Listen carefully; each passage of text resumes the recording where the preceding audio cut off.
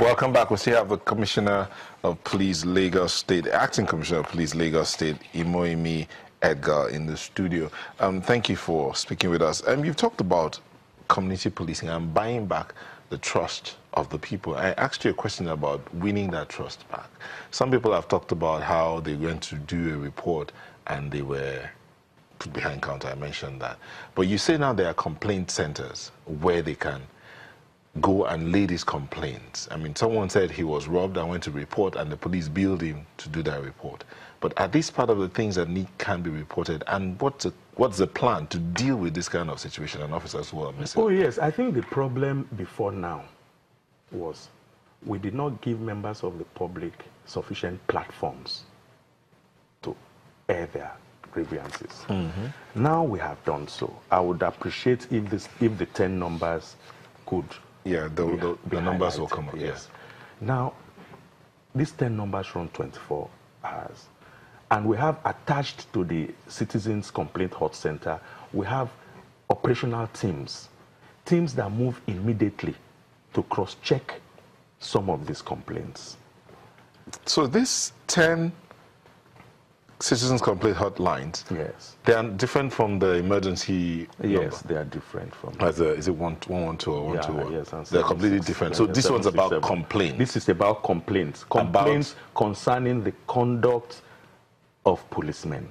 So what we are saying is simple. You get to a police station, you get to the charge room, you are told you want to lodge a complaint, and any police officer there says, you need to bring money before that complaint is recorded. You just say, okay, sir, you step back, you call any of these numbers. And the person will be dealt with? Oh, definitely.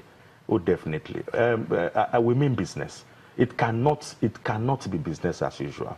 We must take the force from the stage we are now. We must move it an inch further. I do know that Lagosians and indeed Nigerians will be wanting to hear this because they would want a police force that works, a police force they can relate with so that they can talk to you. But in Lagos, recently there was that incident involving a music star, Davido. And it happened to be at the time you're in Lagos. And a lot of people are asking questions, what is going on? So that there is justice that is seen to be done for both the victim and Davido and his family. Yeah, without overflogging this Davido issue, because I know that I have granted the press statements concerning that. But let me briefly recount. You'll recall that when the actress Caroline Danjuma came up on her Instagram page that the deceased was in company of Davido and friends when he died, and she suspects foul play, I was forced to call all parties involved to my conference room as a kind of pre-investigation fact-finding. And Davido was there with his family and friends. The victim with the family and friends were there. Caroline Danjuma was there. Everybody was there. And I asked questions. I was told they had drinks at a bar on the island. And thereafter, the deceased obviously was tipsy, drunk. And they moved on from there to other bars and other nightclubs.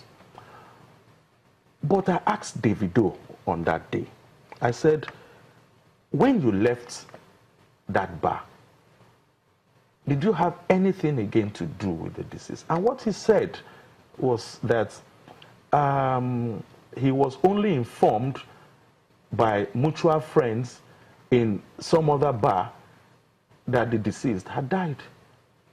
And I took his word for it.